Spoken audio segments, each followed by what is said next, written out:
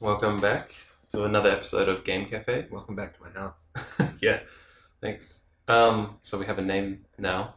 I Yeah, didn't know we had a name when I put up the first video, but a lot of iterations, some behind the scenes yeah. knowledge for you. It's hard to name things when you care a lot more than you should. When at the end of the day it's just a name. And you can always change stuff later, I guess. Rebrand, unless we chose something real shit and people loved it. We were like stuck with something real terrible. Yeah, which I don't know. I don't think Game Cafe is shit, but I don't think it's going to be like... I also don't think it's going to be real popular. Yeah, people are going to latch onto it. So what are we drinking this time? Oh yeah, this is from Kenya. So, specifically Kiambara, I think is the place. I should have found out whether that was the farm or the region. I'm pretty sure it's the region, but if I'm wrong, it's probably super offensive. We'll just plead ignorance. Yeah, Kenya's good. I think my favorite coffee comes from Kenya. Kenya's kind of characterized by having really fruity, sort of citrus, grapefruit stuff going on. I can taste that. And yeah, they tend to be more interesting than a lot of other singles. But I mean, it's all kind of personal preference, isn't it? So like, I tend to like Kenya the most, but it's what I had around, and I think I brewed it differently as well, but that probably isn't quite as interesting. It was more or less the same. It's black coffee. That's all you need to know. That's gone deep into like coffee nerdum, like the way you pour it. Oh, you can, yeah. I mean, do you want to know what type of water I use? I just use water from the tap, but like people do care about that as well. Yeah, I don't think anyone watching is gonna be like, they use tap water. Fuck those posers. And I also have a shitty jug setup. I have two lackluster jugs because there's good kettles for pouring, and then there's good kettles for boiling. And if you have enough money, you can get one that's good enough for both. Holy shit! We have one at work where you can set the temperature on it and tell it to hold it. So you can be like, press one button and be like, 90 degrees is too hot. I'm gonna do 87, and then when it boils, just press a button and it'll stay there at God. That degree of temperature until you're like, okay, I'm ready to. Crazy. I didn't do that. Yeah. I didn't even really weigh it or anything. Anyway, who cares? It's Kenya. It's good. It's juicy. I like it. Yeah, this is really nice. I'm gonna see if I can slowly turn you into a coffee snob as well. See, I thought I was, and then I met you, and I was like, I'm not. I just like single origin black coffee. And even then, like, I'll go to a chain and be like, just give me a long black. Shit. I mean, same. And like, I think that there's an important, I mean, it's not a super important balance, whatever, but like, I love stuff like this, but I think we've both had a conversation where like, if you're at Denny's in the middle of the night, you get some Denny's coffee, it doesn't fucking matter. Yeah. Like, it, yeah. Yeah. When I was living in Australia, I used to get $1 coffee from the gas station across the road. It was rough as guts, but it was so like just part of my ritual. Yeah. Well, I think that's a big part of it for people as well. Like, that's a big part of why it's not easy to just be like, y'all should drink better coffee, because like, having it be part of someone's ritual is like a big part of, I think, why people are even interested in drinking coffee in the first place. Yeah, exactly.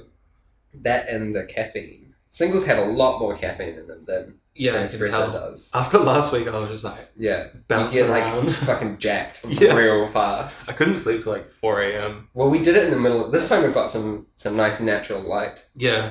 Because we did it real late last time. It was it had to be done. Yeah, learning curve. Yeah. Technical every single time something fucking happens. Technical difficulties. We're going to have some more this time as well, but that's okay. It's fine. The SD card thing, we can just deal with until we can get another one, because I feel like it introduces a sense of urgency to getting stuff out, which means that there's less dead air probably. So yeah, that's true. Speaking of urgency of getting things out. Yeah. I'm just saying. That coffee hit you. Yeah, hit you pretty hard. Woo! I was saying we should move on to the topic, I guess.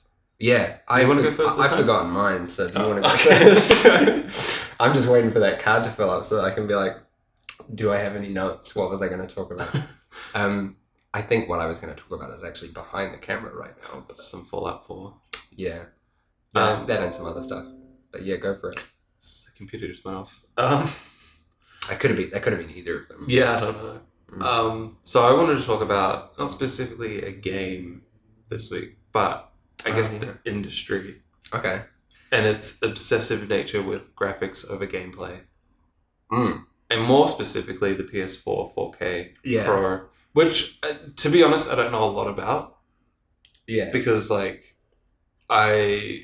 one, can't afford consoles. So they're just, like, kind of off my radar. Yeah. And two, like, everything I want to play, like, we have a PS4 at my house. Yeah. And the only games I want to play is, like, Bloodborne. Yeah. So that's pretty much all I give a shit about. There's not a whole lot. I mean, I guess there's remasters and stuff, but, like, I'm looking at games and stuff down there. There's not a whole lot that's exclusive to the PS4 that you can't play through Steam or something like that. Like, Steam's pretty solid as far as platforms go, and if you have a pretty good PC setup, then and you have like a gamepad and stuff, then it doesn't really matter that much. Like, did they release remasters of stuff on Steam? Because there's been a couple of remastered things. Dark Souls 2 had its remaster on Steam. Yeah, it did, didn't it? Scholar. Does that run good? Yes. It is the complete opposite of Dark Souls 1 PC port. Oh, okay. Interesting. Which is like the epitome of garbage. Yeah. Because I've got a friend who has Scholar of the First Sin for Steam, and it just won't boot up. Really? Yeah. Maybe his computer isn't good enough. Maybe. He's running it off a laptop, so... Yeah. I mean, I'm running mine off a laptop, but that's my work station. Yeah. So it's made for shit like that. That makes sense. Okay. What about the Bioshock collection? That just came out. Yeah, that's on PC as well. Okay. Because I wish I was into those games. Actually, fuck talking about graphics and shit. Bioshock. So have you played them? Let's talk about Bioshock. Yeah, we can come back to the graphics things. I love Bioshock. I was actually talking with some people about this before I came here. Yeah. And I think 1's incredible. Yeah, Bioshock 1 is a really good game. Yeah. I've played Bioshock 1, like, some of it, and I've watched someone else. I feel like I was pretty young. I wouldn't have been that young. I would have been in high school when Bioshock 1 came out. Well, how much younger are you than me? Yeah, what's our age difference? I'm 26. I don't even know, I'm 23. Okay, yeah, so that makes sense, because I was 17 when I bought it. Oh, okay. I was just starting uni. And it was my first student allowance that I got for being at uni. Oh, wow. And I was like, I'm going to buy a Bioshock. I think the first thing that I bought in my student allowance was a bike. Oh, shit. So that's kind of equally frivolous. Yeah. Because I didn't use it to get to uni. I bought... What the fuck? What did I buy? I bought Bioshock and GTA 4. Classic. The collector's edition with like the duffel bag and the safe deposit box. And shit. Wow. Yeah. I didn't know there was a collector's edition for... I don't have that GTA shit anymore, 4. which upsets me. I don't think I have a collector's edition of anything. I got Dark Souls 1, I got a limited edition secondhand. I mentioned that last time, but it came with an art book. And I think that's the only collectible thing that I've got. I like art books. I think they're worth... I love art books, yeah. They're definitely one of the things that's worth collector's editions. I don't really go in for... Like, I have some... I know some people who have, like, statues and stuff from... And, like... Yeah. I just can't figure out how to make those look good in your house. Yeah. It's like the ultimate repellent for people that don't like video games. The Dark Souls 2 one came with like a big statue of like or maybe it wasn't Dark Souls 2. I'm pretty sure one of my friends has a statue of the Elite Knights here. And it's like... I think that was 2. Actually, if there was any statue I was going to get, it would be Elite Knights. It would be the Elite Knights. But Bioshock. Yeah. So, the conversation we had is it boiled down to people didn't like the minigame with the water pipe puzzle shit. Oh, was that the hacking? Yeah, the hacking thing. Which at the time didn't bother me, but looking back now I can be like, yeah, I can see why that would bother some people, but you can circumvent all of it. Like, you can skip it. Oh, okay. I didn't know you could skip it. It's been a long time since I've played Bioshock 1, actually. But yeah, I remember that game. That's another game. That was just a standalone game on like computers and stuff for a while. Yeah. And I got on 360 back then. I feel like I had a copy of the hacking minigame in Bioshock was PS1 title. Oh, the hacking game itself. Yeah, it's like I used to play that as a Flash game in high school. Yeah, like it's something like that. It's kind of. I think that's why I liked it so much. I think because I was good at it. I disliked it because that game stresses me the fuck out, and I don't know why. Like they're trying to rotate tiles when there's like water. I love that shit. I hate it. But like, I didn't hate it in Bioshock though. Yeah, it's quick. You just like bang, bang, bang, bang, bang, done. Yeah, the stuff that I like from Bioshock is mostly all the narrative stuff, which makes sense because I'm the narrative guy. Yeah. But like that everyone's sort of talked about how Bioshock had interesting things to say about like player agency and all of that sort of stuff. And like people are still writing articles about that. Yeah. So have you played 2? 2 I owned for a little while. 2 sucks. 2 I got real into the opening part of it. That was right around when I was sort of developing taste, I think. Right. I mean, like I've played a whole bunch of games which I retrospectively still consider good, and then like a bunch of games which I now know are bad. But that must have been one of the first times where I bought something and I was like, oh man, like I don't like this. Yeah. Like I remember being the reasons for me to get it was just like super superficial. It was just like, oh, I can be the big daddy. Cool. Yeah, that was a cool idea, but it was just a bit shit. Yeah, it's one of those things where I instantly realized that it wasn't a great idea as well, because it was like, well, now like the stakes are totally different. Yeah. Like I'm just fucking untouched. And like, I don't know. I don't want to instantly discount a game for making you be a sluggish thing and your nemesis is like fast. Yep. But like that also stresses me out. So I was just like, fuck. Like the fights where you have to fight the big sister thing, she's like jumping around. I hate that.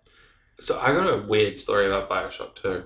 Go for it. At my old flat, this was years ago now, my flatmate used to work at EB Games, which is like classic flatmate job. Yeah. It's like GameStop or Best Buy or whatever the fuck. And they got electronics boutique. Yeah. They got Bioshock 2 in a week early. What the like they didn't sell it. It was just sitting in the back room. And they could just like play it. No, but my flatmate just brought it home anyway. Okay. And I was just like, oh fuck yeah, I get to play Bioshock 2 early, like this is awesome. Oh no. And then I played it and I was like, I'm real glad I didn't pay for this. That's pretty good. So I played it for a week, very slowly, and then was just like, well, now someone else can have this brand new copy of Bioshock 2. Yeah. Oh, did they sell the copy? They sold it as new.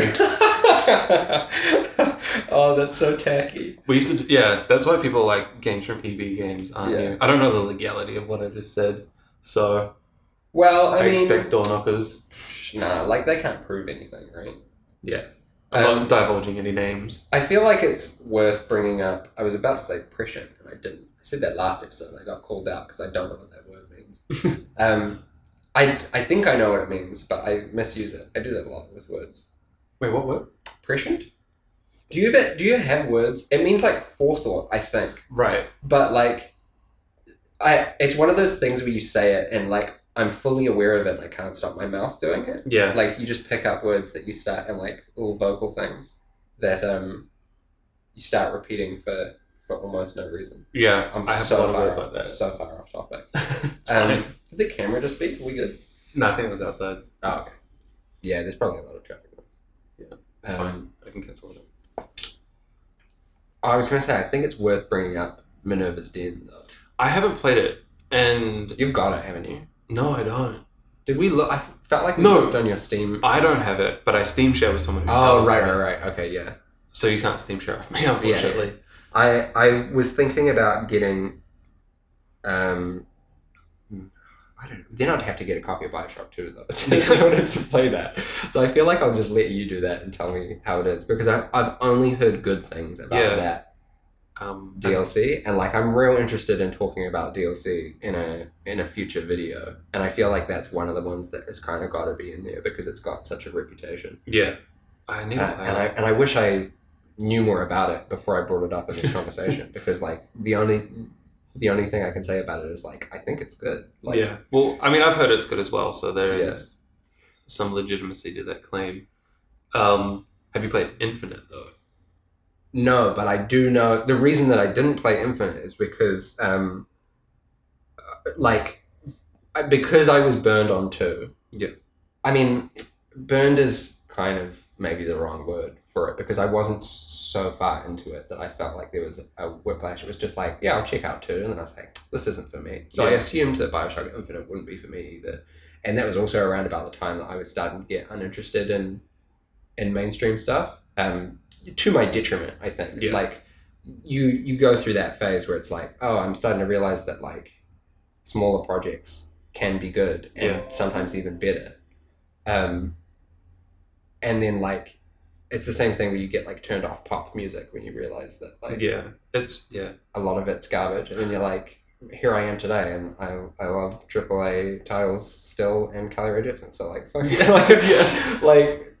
yeah, I think that I was right around the time where I was like, I assumed it wasn't for me, and then I started to hear stuff about it where I was like, it sounds kind of interesting actually, and then it immediately all got spoiled for me, and I was like, I don't need to play any of this game now. Cool. Oh, that sucks, because like gunplay is very just like average. Yeah, the mechanics of it, it's like it's very whatever, very linear. I've heard but the story is so good. So many like just scathing tweets about like, oh, Bioshock Infinite is a great game if you want to like just eat garbage out of a rubbish bin and shoot people in the face like simultaneously.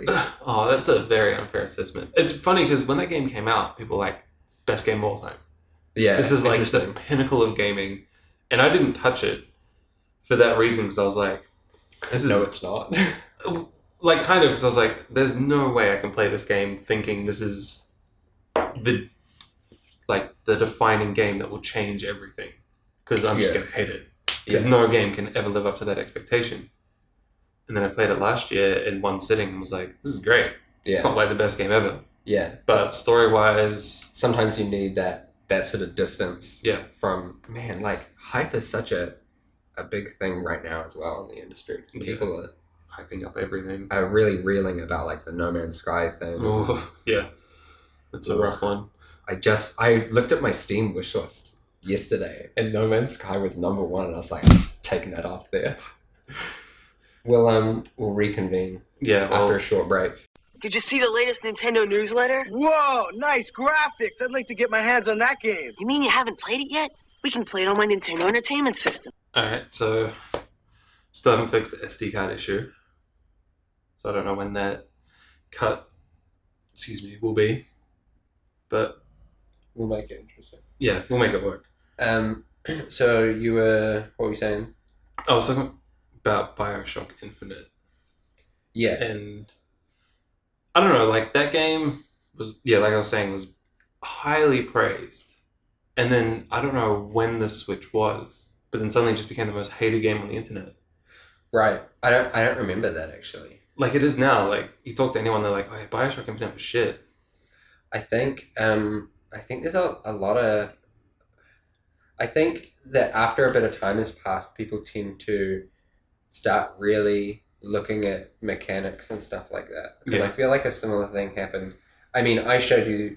I told you to watch that Fallout 3 video. Yeah.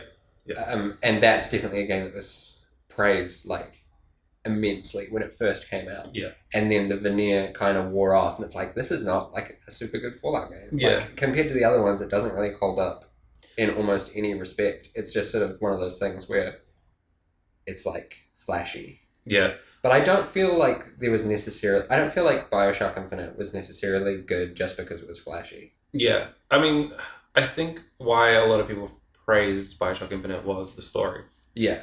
Because it had one. Yeah. Yeah. And it didn't like dick you around at the end, like the end of Fallout 3. Fuck, I hate the end of Fallout 3. Yeah, because I love Fallout 3. I still love it, even after watching H Bomber Guy's video on it. Yeah, I really like it as well, but like I definitely like other games more. Yeah. Like New Vegas is still... I never got into New Vegas. Did you play it? Yeah. And what made you bounce off of it? Because I feel like New Vegas, I played that and I was like, oh, like I'm never going to play Fallout 3 again. I don't know. I think because I liked Fallout 3 so much and the way it presented itself, Vegas is so different that I was just like... Actually, I feel kind of the same way, or I did initially. like I remember playing Fallout 3, and I have fond memories of that game just because I spent like at least I think I spent like upwards of 300 hours in that game same. because like I played all of the DLC and stuff. Yep. And I remember bouncing off New Vegas at first, I think, because I was like there were a couple of things that were different about it. I was like, I remember being like weirded out by having iron sights and stuff, and like I love that now. Like it's so much more conducive to role playing and other things that I like about games now, rather than just running around with a machine gun. Yeah. And like, I don't know, but like I definitely see where you're coming from, because I feel like I felt the same way at first, and then I just broke some wall somewhere, and I was like, oh, I actually love this. Like, I need to get there because I do think it's a good game, and it probably is objectively better than Fallout 3. But it's like the Oblivion effect, I guess, because Oblivion's my favorite. Like whichever one you play first. Yeah. Yeah. I mean, I played Morrowind first, but like that is a dice roll game. What do you mean? So combat is a dice roll. Like you have a hit. Oh, okay. Stat, and if your hit stat, I don't know if it's called a hit stat, but essentially you have a hit stat. Yeah. And if you're attacking something and you swing at it, you can still miss. Right. Yeah. And that's just bad game design for a game like that. I guess so. I feel like I've played a couple of games like that where, I mean, the only game that I've played like that where I thought it was kind of novel and like interesting was DDO, Dungeons and Dragons Online. I haven't played that. I wouldn't. I feel like it was interesting as an MMO because it had a narrator. So they were like, it had like an audio track that was like basically a dungeon master telling you stuff about the dungeon that you were in. That's interesting. Which is like a real cool idea. But like I there wasn't enough to, like, it was an MMO. It was a free to play MMO. Like there wasn't a lot to it. I feel like MMOs so often get bogged down in the same shit over and over, where it's like, just fetch quests, shit. Like, and there was a thing like that as well, where you swing at somebody and like maybe it misses, maybe it hits, but you could see a little D20 up in the corner rolling every time you clicked. Yeah. And so I thought that was kind of cool, but that changes it. I didn't know that there was that in Morrowind. I actually thought that was in all of the Elder Scrolls. Actually, I didn't know that there was that. It was explicit in Morrowind. I mean, like, it doesn't... But it's been a long time since I played Morrowind. Yeah, I feel like even in Skyrim, there's like perks and stuff that you can get where it's like you might just not take any damage from stuff. See, I mean, it's different if you make it a perk where you are as invulnerable. Yeah, but base game, you start off, you get a sword and you swing at something and the animation goes and the enemy just doesn't take any damage. Yeah, that's weird. Like, it's definitely different when you have a tabletop game and you're like, oh, you roll a dice and you miss. Like, there's nothing to stop you reimagining a situation and being like, oh, something happened. And and it's not even necessarily like retconning what happened into what the stats tell you or anything. It's just sort of like it's being created in your brain. Whereas, like, you're right. If the animation shows you that you hit doesn't do any damage, then that kind of doesn't gel very well. Yeah, it's like in Dark Souls 2 where you have to spec into rolling to not take damage. What? I'm gonna fix that real quick. Yeah, what's that noise? Okay, hopefully that fixes that. I just muted my laptop. Nice. What do you mean spec into... So I remember the rolling being different in Dark Souls 2. Yeah, so I can't remember what the name of the stat is, but... Oh, I do remember this now. When you roll, you only get a chance of dodging rather than it being a dodge. Oh, I thought that it would just... I remember there being an evade stat now. I remember rolling in Dungeons and Dragons Souls 2. I remember rolling in Dark Souls 2 and just inexplicably hating it because I was like, this feels super clunky and also like sucks for some reason. I don't know why I can't dodge anything. And then there's an evade stat. Yeah. And like you put points into that and that's a real questionable idea because like you either suck at it or you put points into it and you eventually get to a point where you're like untouchable. Yeah, which is dumb because in Dark Souls 1, there's the Moonlight Butterfly that teaches you how to roll. Yeah. And evade everything. Yeah. And unless you get a magic shield, like the crest shield. I got that after the Moonlight Butterfly, I think. I think that I had it before, but I don't know how, because you have to go back and kill Oscar for it, don't you? I can't remember. I was telling you the other day that I went back to the Undead Asylum very early on. Yeah. Because I was like, oh, what? Like, Yeah. you can go back there? Cool. It's so convoluted to get back as well. That's one of my favorite bits in those games. Is that, like, at first I was like, this is so fucking goofy. But, like, I was like, no, this makes sense. Like, if you go and roll up in a nest, of course it's going to come get you. I remember the only reason I knew about that was before I played Dark Souls. I was watching this video about why Dark Souls isn't a good game. It was like some debate video where someone's debating if it's good or not. And they're like, oh yeah, it's convoluted and you have to go to this spot and do this thing and it's arbitrary, but it's important to the progression of the game. And then I was like, oh, that's weird. And then I played it and it's a total optional thing. Yeah. I was Like, going to it's say, 100% like, optional. you go there to get the thing to get into the painted world, but you don't have to go to the painted world if you don't want to. Yeah, which is worth going to because the painted world's fucking awesome. Also, it would like I like the idea of there being more effort putting into certain types of games where it's like it has to become a word of mouth thing for people to figure it out on a big scale, because like there can still, it's cool that in Dark Souls games, and I'm sure in other games too, there are still bits every now and again where you can feel like you're the first person to come across something real obtuse and just have it blow your mind and be like, wow, you're gonna roll up like an egg? What? Yeah. And then a bird comes and gets you and you're like, what the fuck? Like, yeah. And getting there is really weird because you have to jump off the elevator at a certain time and then platform your way around the outside of the tower. There's some items out there that kind of allude you to it. I wouldn't be surprised if there's a path of items. Because I definitely remember doing it on accident. I went out there to get an item, I think, and then I was like, I feel like I can get up there. Because I saw stairs or something, I think. And then I think I might have looked it up, being like, can you make this jump? And you can. So I was like, there's something up there. And then I accidentally got transported over. That's cool. I wish I did that. The only reason I knew how to get there is because after watching that video and playing the game, I was like, hey, good friend Rasputin, how do I get to this spot that I heard about? And he told me. I don't think there's anything else in those games that I've done by accident though. I don't have any sort of problems with looking up stuff. Like sometimes I feel a little bit guilty about it. And like I try to avoid it if I don't need to, but like I will just look like because I'm like, someone else has already figured it out. I mean, I don't feel guilty about looking up how to get to the DLC because that shit is convoluted. I mean, you haven't played it. I still haven't done it, but you told me that that's real bizarre. You would never figure it out. Like, how people figure that shit out? Pulled through a portal at some point, right? Yeah, you have to, like, go to the archives, get an item, go to that pool with the Hydra, talk to someone, and then go to the back of the pool and get teleported through the portal. Okay. And it's like, how would you connect those dots? Because those areas are pretty... Those are pretty different areas. I had heard, I think, that it was through Darkroot that you got there. And that makes sense, because Darkroot is the same place as the DLC, but just like a different point in time.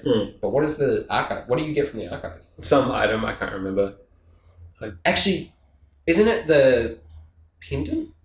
I think so. It's like the person whose DLC it is. Yeah, you can start with that as well. I think that's one of the... Really? Maybe. Because there's the whole thing where the pendant, the starting gift, the pendant does nothing. Yeah. And for ages people were trying to figure out what it does because Miyazaki was like, it's my favorite item. And then he was like, later on, it does nothing. I just thought it was kind of funny. And then I feel like maybe it's not the same pendant, but I feel like it's a similar item, and maybe it's also jewelry or something like that, and it belongs to Manus, and he's like looking for it. Yeah, it's a pendant or it's some jewelry. I'd be interested to find out if it's the exact same pendant, because maybe it would, maybe it's not, because otherwise I feel like there would be more talk about the pendant joke turning out to be something. But sure. Anyway, Bioshock. Oh yeah, we always talk about Dark Souls. Every conversation we ever have comes back to Bioshock, to Dark Souls. So, but I mean, I don't give a shit. Yeah, it's a good series. Yeah. I think I don't really have much more to say on Bioshock. I mean, there's the DLC for Infinite, which people say is really good, but I haven't played that either. Right. I don't know why. Like, I just don't think DLC is worth buying personally, so I never do. I have a lot of opinions about DLC. We'll talk about those another time. Yeah. I think I don't know anything about the Bioshock Infinite DLC. The last thing I was going to say about Bioshock is just that I heard yesterday actually that the new collection is well, for PS4 at least, you can't stream any of it. It's all blocked. What? I know, right? What is that? What? Why? Is it that broken of a port? I think that the person who mentioned it was Rocco on the Mega 64 podcast. Yeah. And he was saying that it feels like there isn't like a reason for it not to be, so it's probably just something's busted. Right. Like, and they're just saying like, oh no, like can't be done or whatever. And so like, fix that. Like, Yeah, that seems real shitty. Yeah. Like I didn't even know that was a thing that like what other games block parts of them for streaming? Because I feel like there are a couple of games that block like cutscenes and stuff. Maybe. Really? Yeah, I feel like I've heard that as well. That. And like I don't know why. I think that there could be some like shitty IP. Yeah. Because a lot in there or something, but like a lot of developers are resistant to streaming and let's plays and shit like that. This is the whole like thing with Nintendo being being real terrible.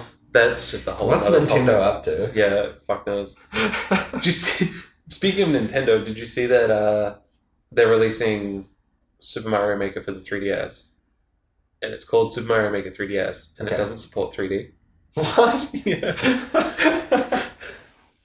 Is it just because they wanted a handheld version of it? That's their most recent handheld thing. I guess so, but there's no online.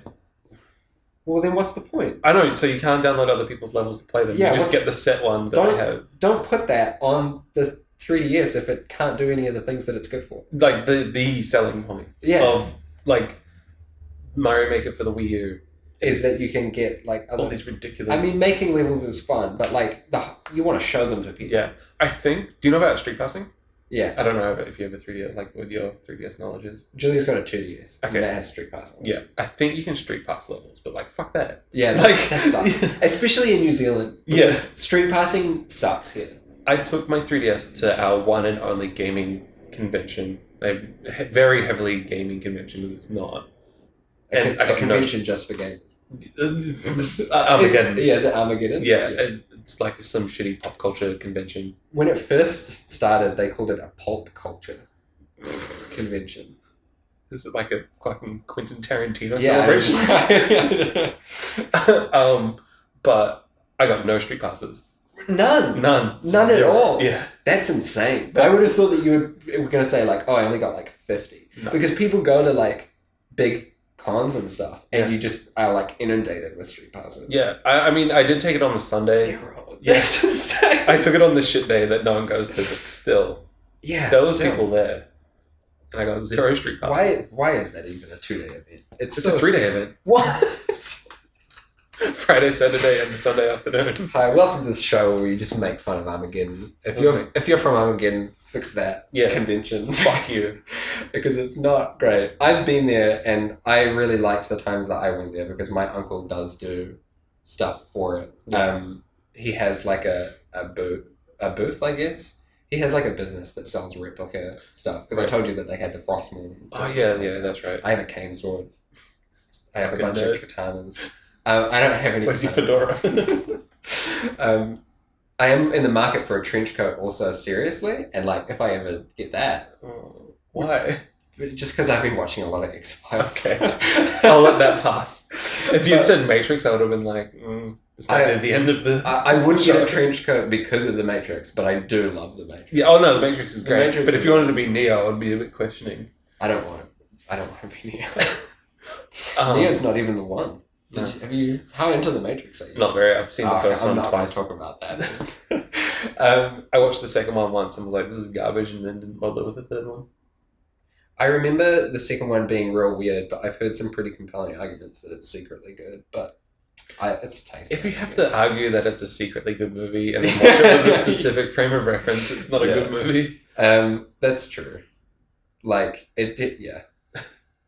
Maybe, like people try and say the first... Maybe maybe you didn't get it because it's just too deep for you. I mean, to be fair, the last time I watched The Matrix, the first one, I was probably 12. Yeah, I do remember that. Yeah. Coming out when I was pretty young. It's the Legend of Zelda, and it's really rad. Those creatures from Ganon are pretty bad. So, yeah, I haven't seen The Matrix since I was like 11. Yeah, I remember The Matrix coming out when I was very young as well, actually, because I remember being into it, and then I'm into it now for very different reasons. Yeah, I think I was into it because it was like a lot of the same cool reasons action. as well, actually. It's amazing for action. I feel like action is easy to write off and like kind of difficult to do well, or requires a similar amount of attention than a lot of other film things do, which people generally don't think it does because it's easy to watch. Yeah, I mean, one of my favorite movies of all time is Die Hard. Yeah. So, and that's like the action movie. Yeah, we've talked about Die Hard, I think, haven't we? Maybe, I don't know. Was I talking to you about Die Hard 3? Yes. And about how the reason that Die Hard 3 is great is because the stuff that happens in it is like on a scale that you can still relate to. Because it's like, oh, I've got to be across town in like 10 minutes. Yeah. How do I do that? Yeah. Yeah. There's a couple of videos that I'll send you about action movies. How to do action movies good. And I'll link them. Have you ever seen John Wick? No, I want to. I feel like I want to watch John Wick. Because that's a movie that Keanu Reeves did with some of the same people from The Matrix, I think. Oh, shit. I don't think the Wachowskis were involved in John Wick at all. But I feel like it was the same, like, choreographers or something. Because he was just like, I just want to do more action movie stuff. Yeah. And they're like, he's a hip man. Yeah. Like, he's good at killing gangsters. And then there's all those, like, videos of him training to, like, be real good at shooting and stuff. Like, have you seen clips of Keanu Reeves with like an assault rifle on like a gun course, like doing real good? I need to see that. And then like switching out like a pistol. Man, it's insane. Shit. Keanu Reeves is a real cool guy. Potentially my favorite guy. Really? Interesting. I just never hear people say that he is their favorite guy. Well, maybe... I feel like he's like an underrated... Maybe it's not true, but like I've heard a lot of stuff about Keanu Reeves. Yeah. I just guess... Fuck. I can't get the sentence out. I guess... I never hear people talk about Keanu Reeves. Yeah. He's there's an urban myth that for his birth... Oh man, I hope this isn't another actor that I'm thinking of. I remember hearing that for his birthday, he like got cake and sat down in a store, and then people came in to get his autograph, and he shared his cake with me, which is like adorable. But also, he had nothing else going on his birthday. I'm sure he had heaps going on. He just didn't want to do those things. Yeah, I guess when you're famous, you just like. Pfft. Okay, so Armageddon, real quick. I want to touch on this again because fuck Armageddon. Well, I mean, I was starting to say before. Don't entirely fuck Armageddon. Fuck some of Armageddon. Fuck most of Armageddon. Yeah. I don't want to pay $60 to shake some famous person's hand and get a photo with them on top of paying $30 to get into the expo. It's like the tickets for the expo are like cheaper than other con tickets, but at the same time, like I feel like they should charge more so that they can look after the guests better. Because I feel like a lot of the time it's real hard to get people who I want to talk to and meet all the way out to New Zealand, because of the distance and because I don't want to throw them under the bus too much, but it definitely seems like they probably don't get looked after. They probably have to pay for their own accommodation. So everything's pretty small scale in New Zealand. So especially for sort of more niche things, because the population is so small that like it's hard to support a scene like that. But yeah, I think that you're right. Like there's still some serious. It's funny you say not getting looked after well, because I went last year and this like signing booth place is just a big shed. It's what? It's just a big shed. It was just a concrete floor, tin walls, tin roof. What? And they just had everyone at the back lined up on like one big table, and they just sectioned off lines. In the convention center? No. And they sectioned off these lines for you to go in. With the horses. Was it like an animal shed?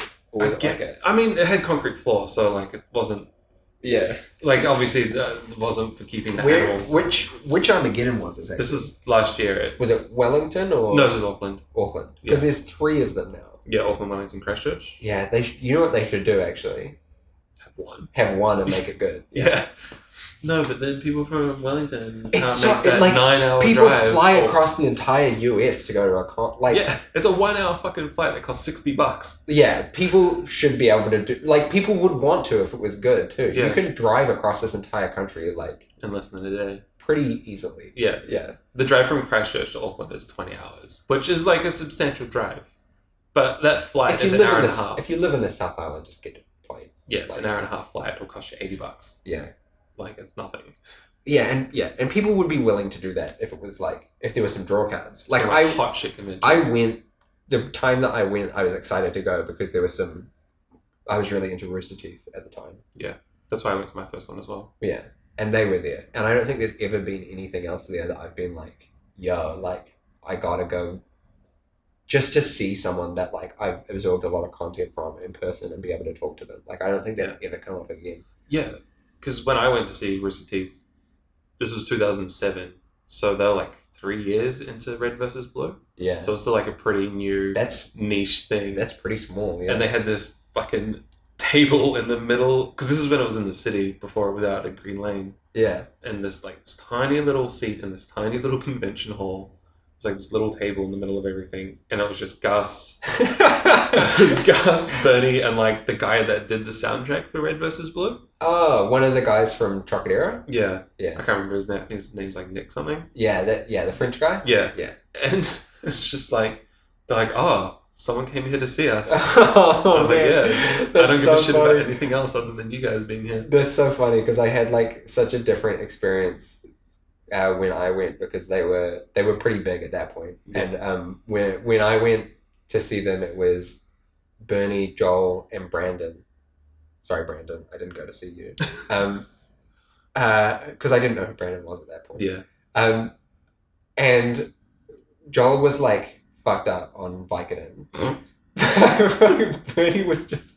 I think they were all hungover. Yeah. Which is like something Fair that enough. I would do if I was in their position. But Yeah. Bernie was just wearing mirrored sunglasses and was like, sorry we're late, guys.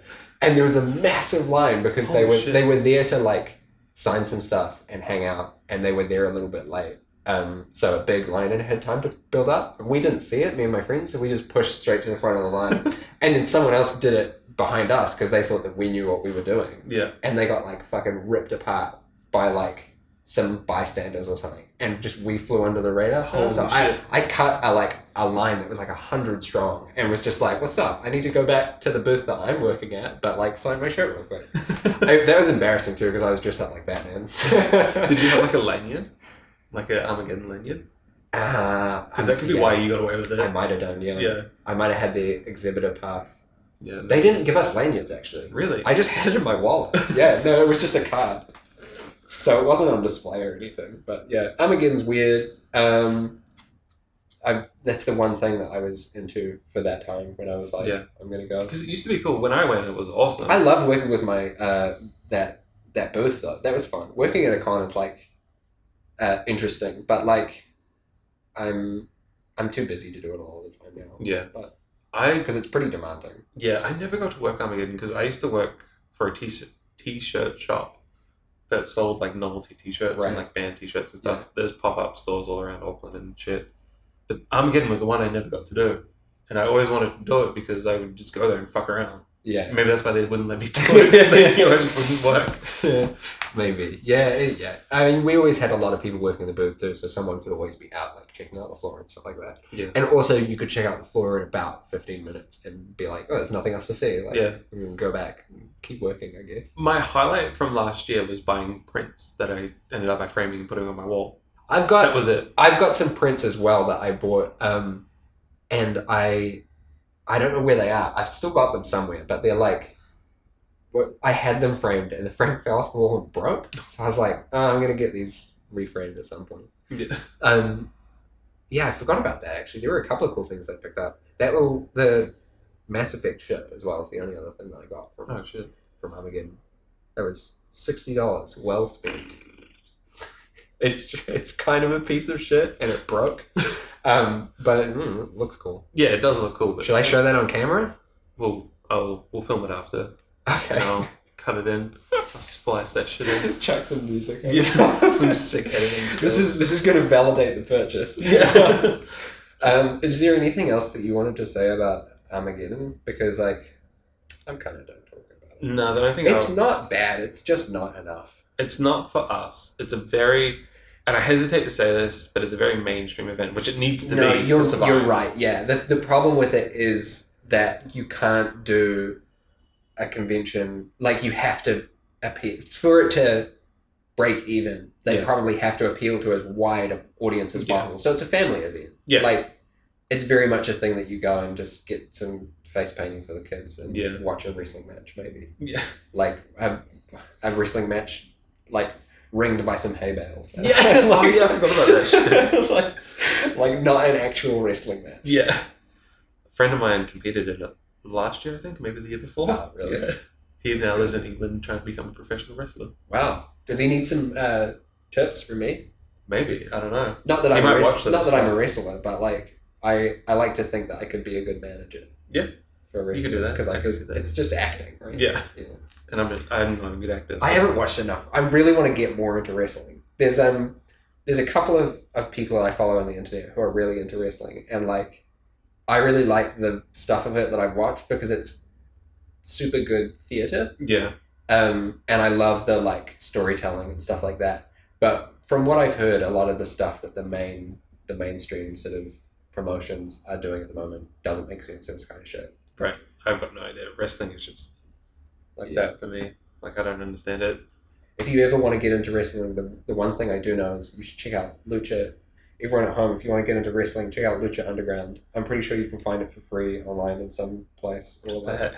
It's a TV show. I don't know what channel or anything. It's a smaller promotion than like the big WWE stuff. Right. And so the storytelling is real intense. It's like episodes where like they go and there's like a through line of like all of the characters and like people getting betrayed and stuff. And the actual wrestling is a bit better as well from what I've heard. But it's like in the tradition of masked like lucha stuff. Cool. So there's like a big emphasis on characters, basically. It's cool. Check it out. Yeah. Did you have anything else you want to talk about? I've only seen a couple of clips of it. It looks real cool. Any other talking points? Yeah. No, I feel like I'll make a better list next time. I can talk very briefly about Fallout. Yeah, because it's there as our backdrop right now. Yeah. It is just behind the camera.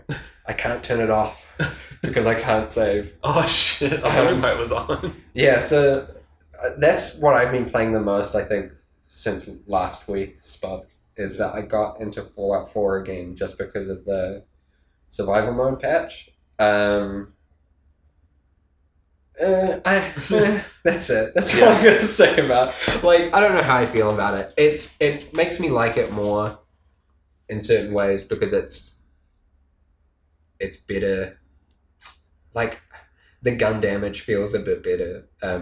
The thing that I always say about Fallout games is that I want them to be less forgiving a lot of the time in terms of gameplay mechanics, because then it's way more interesting for role playing and stuff, which is I think why I get real into those games is not necessarily for the story that's written a lot of the times.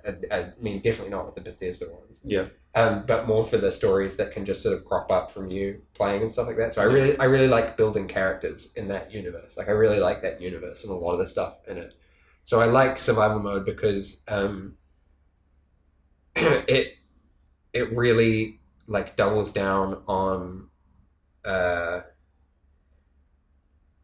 lot of the stuff that I feel like ends up making me think about character building and stuff like that. That's cool. Specifically, it turns off fast travel. You can't save unless you sleep. You can only sleep like for a couple hours in certain beds. Like if it's a shitty sleeping bag, you can't sleep there for more than 3 hours. That's cool. And if you sleep for less than 10 to 11 hours, like you're probably still going to be tired, which like cuts into your action points. So you can't sprint and that's cool. And all that stuff as much. You can get sick, which fucking sucks, actually. It's real cool until you sort of break the curve of being able to make your own antibiotics and stuff like that. Right. To like get unsick. And none of them will like kill you getting sick, but they're like pretty detrimental to a lot of like the things that you can do. Not in a super shitty way. I don't know. I feel like I need to spend more time with it to figure out how good it actually is. Yeah. But the things that I like about it the most are definitely that they have implemented some stuff where it makes gunfights feel super lethal and stuff like that, which I like. And like I always build characters in Fallout games with the perks and stuff so they do more gun damage but take heaps more as well. Right. Because I want the games to be more frantic, or you want to be able to, you want to try, like it's a role playing game. You want to try to avoid combat because if you get into a fight with someone, like it gets real frenetic and hectic because like you can take 2 shots and you're dead. Yeah. And like also if you're putting out a lot of damage, then like it feels like it tracks both ways. Yeah, that's cool. So I really like that, but then like I dislike almost everything else about Fallout. Yeah. I'm avoiding the main quest because it's weird and I don't know how I feel about it, and that isn't a good sign. And I hate the perk system more and more. Like I didn't mind it when it first came out. People were like, "Oh, they ruined Fallout because there's no skills and the perks that you get are like passives, I guess." Yeah, a lot of them are. It's like there's like, man, off the top of my head, I can think of like 3 or 4 different perk things that you kind of need to be able to experience the full breadth of the game. Like if you want to be able to mod armor, that's a whole kind of perk tree, I guess. Yeah. If you want to be able to mod weapons, that's a whole, like you have to, you can pick one every time you level up, but it feels kind of clunky. I don't really like it. Yeah. Like, it seems like every single time I want to do anything in the game, I'm like, oh, I can't do that because I don't have the perk for it. Right. And then like, I'm going to put a point into that next time I level up, I guess. And then that happens. I'm like, I still can't do that because I need level 2 and another. Yeah. And like, it's weird and I don't like it that much. And so like it's just making me pine real hard for another New Vegas sort of situation where someone comes in and makes a smaller scale game that's heaps more polished. And that's interesting. Not that New Vegas was good, I think, because it was more polished, but it's just more interesting or whatever. Yeah, there's a lot of things that I think made I need to replay it. It's good. Give it another chance. Yeah, you should play it. I've played survival mode kind of briefly. Oh, I didn't know that you had. I very hesitantly say I've played it because it came out as a beta on PC. Oh, okay. Ages ago. Interesting. And I was like, oh, I'll download that patch. But if you did it in beta and you made your survival mode character, I don't know if this is still a thing, but if you made your main character a survival mode character, you couldn't go back on that. Right. Okay. So I was like, oh, fuck it. I'll make a new character. And that served to show me how weak the introduction to Fallout 4 is. Because I started it and I was like, I do not want to do this again. This is so boring and tedious. Yeah, I dislike the introduction and I dislike actually also a lot of the stuff that they do to frame your character at the start and then how that sort of continues to play out. Yeah. I kind of understand that, or I kind of feel like what they were trying to do was have it so that the whole first fuck, I don't even know what I'm talking about. Oh my god. Before we sort of start wrapping up, do you have anything else you want to talk about?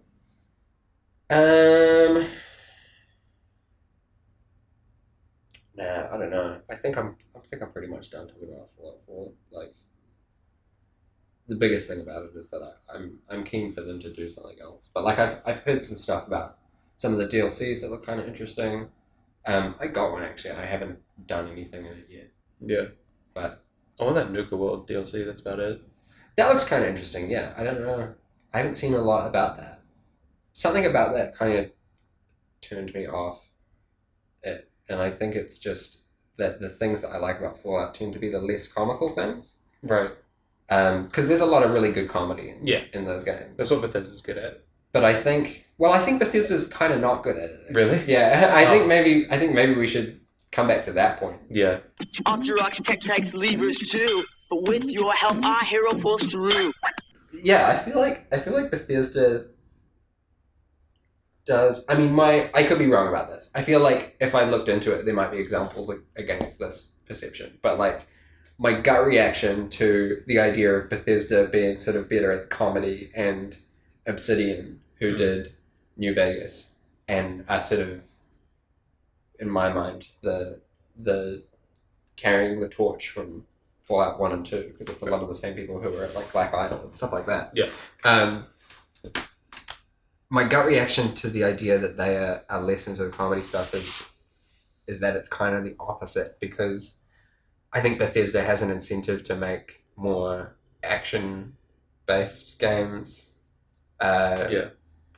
Just for sort of marketing purposes and stuff like that. But also, like, I don't know, I feel like Bethesda not entirely misses the point of the sense of humor, but definitely has a less subtle take on it. Like, they kind of, like with the Nuka World thing, like, it looks goofy. Yeah. And I feel like they're quicker to jump on something looking goofy and that being a joke. Yeah, I can see what you mean.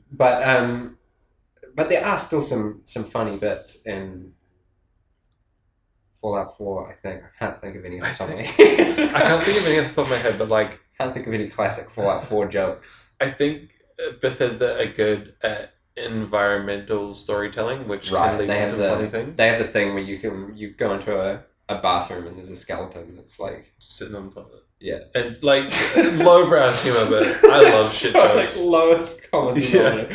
There's actually one good bit like that in Fallout 4 where you walk into an office and there's a skeleton strangling another skeleton over a safe, and they were like fighting over something. That's cool. That's kind of funny. But then like, go for it. I was gonna say, I think H-Bomber brings up a good point in Fallout 3, and the funniest part is when you go to the Enclave place, and yeah, you're right. I forgot about that. They got the grating, and like, there's just tons of forks and like knives. It's just cutlery. Because it's such a terrible idea to have like slats in the floor of your cafeteria. Yeah. Oh, I forgot about that. And that is genuinely hilarious. That is genuinely hilarious. You're right.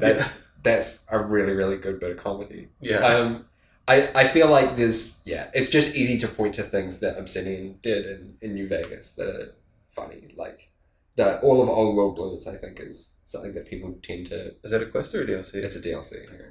Alright, so you probably haven't played any of the DLC. The DLC for that game is pretty much all great. I think that's not a common viewpoint. I've heard people say that Lonesome... I either don't remember Lonesome Road very well, or I haven't played it, so maybe that's why I think that all of the... Right. DLC is that one that people will like pan? Yeah, I think so. And I'm not too sure why, but I guess I'll find out when I eventually play that. But I remember really liking a lot of the other ones. Oh, except for so half of it is good. Except for Honest Hearts. Honest Hearts is questionable, but there's a lot of... There's some good DLC in there? There's a lot of... but like Old World Blues is funny because a lot of the characterization of like some of the characters you come across is like good. And also that looks goofy. Like, right. But in a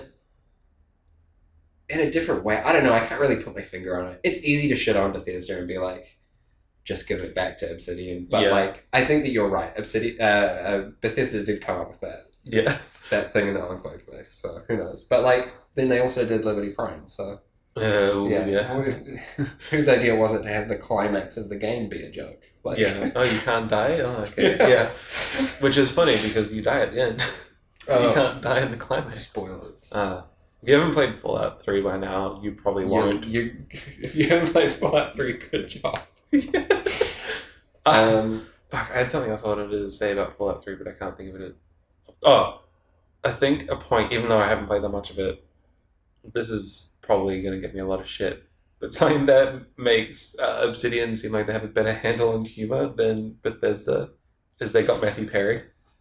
Oh, yeah, they did. And I think Matthew Perry is fucking hilarious. Matthew Perry is... There's some good casting, actually, in New Vegas, isn't there? Like, I remember being interested in Fallout 3, choosing to do Liam Neeson. Yeah. Which is... Weird choice, but cool. Yeah. He doesn't get enough time. He doesn't. Well... Depends who you ask. Yeah. I feel like he gets too much time. Oh, man. He doesn't get enough time. His character is the main character of the story. Yeah. Like... Oh, yeah, definitely. But, like... He doesn't get enough lines. He's a good actor. Like, it was obviously a choice to be like, we're going to spend a considerable amount of money on making this character have, like... A good voice. A good voice. Yeah. But I feel like, Matthew Perry's really good in New Vegas. There's a bunch of other people in New Vegas. I couldn't tell you who else is in New Vegas. I just know Matthew Felicia Perry. Day's in it. Really? Yeah. That's interesting. I can't remember anyone else off the top of my head. Whoever they got to do Boone's voice in New Vegas is good too. I'm going to look that up after this because Boone has a super classic Boone voice. I can't recall Boone off the top of my head. I haven't played enough New Vegas, I guess. That's the other thing, actually. The other reason to play New Vegas is because the companions and all of their quests are super good in New Vegas. And I can't remember any of the companions from Fallout 3 except for Forks, I guess. I like Forks. I think that was an interesting change up to have a super mutant companion.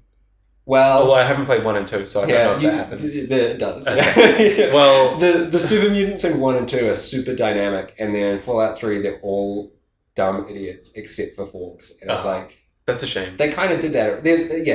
In Fallout 2 there's a couple of super mutants that you can. I'm not sure if Marcus can be your companion or not, but he's definitely like a main NPC. Right. And he's a smart super mutant. Yeah, I mean they're all smart in 1 and 2. Oh, really? They're like a race. They're like an actual race of people. Not just like dumb idiots that. I think some of them are like kind of brutish, and they're implied to have like less intelligence, sure, but they're not just screaming murder. Yeah. Murder bags, murder humans, murder beasts, and like my tendency, which. I don't know if I like in Fallout 4 or not, but in Fallout 3, when you get dog meat, it's fucking incredible because he's just there somewhere and you have to go find him. But in 4, it's just like, here's your dog. It's our main selling point. They really knew what they were like selling when they did it. Like, okay, people want the dog and the fucking this thing. There it is. Go. Yeah. Except then where do you go? Yeah. Ah, man. Like, I fucking love dogs. And like having a dog companion is awesome. Dogs are good. But just being given the best companion in the game straight away. Yeah. Like, not even, like, objectively the best, because the dog doesn't do much, apart from find shit sometimes. A dog has saved my life, so... Really? Yeah, when you're playing survival mode, the dog still has the thing where it grabs enemies and then they can't attack you. Yeah. Man, yeah, the companions in Fallout 4 are kind of questionable as well. Yeah, and you get, like, the paladin.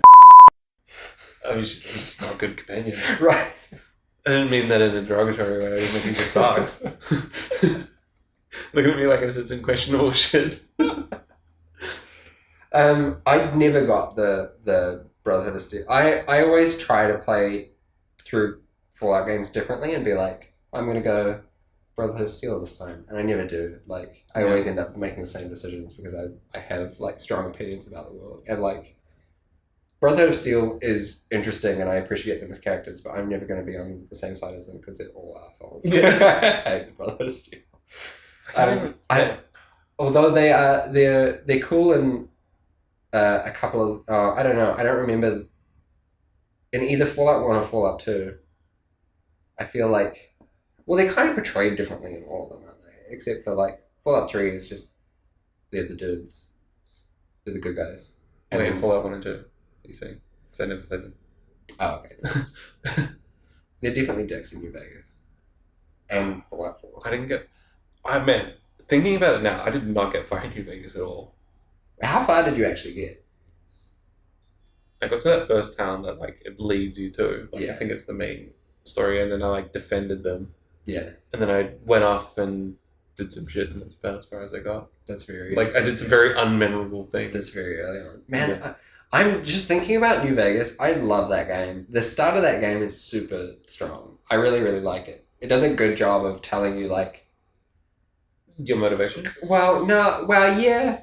I feel like one of the good things about it is that it leaves your motivations kind of up to you. Yeah, and like not if you want to get revenge. And not in a shitty way as well. Like, you can be chasing Benny for, like, curiosity or revenge or any number of things. But, like... I just mean, like, the way that the map is laid out. For some reason, I've played that game so many times, it's always a joy to follow the sort of, like, little trail of breadcrumbs that they lead you around the bottom of the map before you sort of get up to the top. And, like, if you want to go off that path, you can, but you run into Cazadors. And it's like, what a fucking nightmare. Like, Cazadors are amazing, too, because they're the scariest thing I've come across in any Fallout game still. I never got to see them, so... Thank God. Like, are they like the equivalent of a Death Claw in 3? Yeah, there are still death claws in New Vegas. Yeah. And those are still horrifying. But cazadors are like wasps, kind of. They're just giant wasps, Right. with big hornets. Oh. And they are super fast and like will just fuck you up like straight away. Like, oh man, they're real hard to hit, obviously, because they're like flying. But I remember, I don't think the compass in Fallout games is good a lot of the time. Not at all. But the one thing that it is good for is knowing when cazadors are nearby, because you see the little, you know how there's the little red tick marks and they move back and forth. When a cazador is nearby, they're going like that. And you're just like, oh. And you're like, like you turn to the side and it's like, there's like a weird tick on the corner of my compass. You like turn over it and they're just going back and forth really fast. Like, there's only one thing that moves that fast. We have to leave. That's interesting that they made it distinguishable, like this very hard enemy, you know. Yeah, I don't know if that was like an intentional design thing, but like it very well could have been. Yeah. It definitely is good and great, but like I've never thought about it too hard, and I've always kind of assumed that it was probably just a byproduct of how fast they actually go. Right. Because it's like, oh, that thing there is like moving. It could be anything, but like there is legitimately only one thing that moves that fast. Oh man, I might reinstall Fallout New Vegas and play it again and report back next week. That would be cool, actually. Yeah. I think this show is a lot of us saying things that may be unpopular. That's fine. And I have a lot of very unpopular opinions. yeah, and then that's not one of them. Like, I think that's a good thing for you to do. Yeah. Like I hate Undertale, which gets me a lot of shit. Do you hate Undertale? Yeah. Maybe that should be my thing. I haven't played Undertale. Oh shit. Maybe I should go play that. I've seen a lot of stuff about it, and I feel like I would like it. That would sour your experience, knowing a lot about it. Oh, okay. I think. So just keep that in mind when you play it. Yeah. It seems like a big investment. It seems long. That's like 10 hours. Yeah.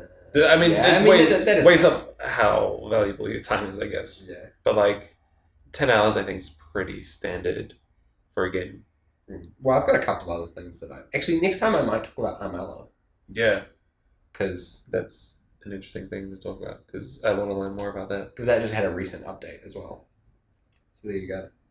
I reckon Next week. we should wrap this up. Yeah. Cool. I don't really know how to end these types of things. Follow us on Twitter. Yes. Good. You've got an X in your Twitter handle somewhere, don't Heavy you? X-side. I'll put them on the screen again. Where else can we find us? I mean, you'll be on my channel soon, which is Heavy-Eyed, Yeah. which is where I post a lot of shit. Plug that one more time, and then after that, I don't know, I guess we have to get some sponsors or something sorted so we have something to read Yeah. at the end of the show. Open some boxes, you know? Yeah. Make If anyone wants to sponsor us or send us Armageddon sponsors. or you know, send us gifts. I do actually have a PO box. Yeah. Which my parents check for me. Thanks, Mum and Dad. Maybe we'll put that up on the screen. Probably not. Probably not. Maybe another you don't time. need to send us things. Nah. Especially because we're all the way in New Zealand. Yeah, I imagine a very small percentage of people watching this are in New Zealand. That's true. Yeah. And also, we don't need Yeah. gifts. I would like gifts, but we don't need them. What would you most like to receive in the mail? Fuck, probably money, which is illegal to send, but I would like Is to. it illegal to send money? Yeah. What about if you're paying a bill? Like a check's fine, but like physical cash. State. I'm throwing my insurance company under the bus. I didn't send money in the mail. I was like, fuck that. And I paid it online. But I got asked to pay part of an insurance premium through... I think as a gift it's illegal. Oh, okay. But like, I think if you're paying a bill, maybe it's not. It seems strange. Maybe that's an Australian thing and not a New Zealand thing. Yeah, I've never heard of that. But I don't send a lot of mail. And I don't have a lot of money. I don't think I've ever sent mail in my life. Really? Well, I mean, like when I was in a band, we'd send merch out, but never sent personal mail. Right. I feel like I've sent personal mail very infrequently. But I've sent a lot of impersonal mail. And Alright, way cut, up on a weird cut. topic. Yeah. We're See you guys done. later. See you later. Yeah, go Link. Yeah, get some. Awesome.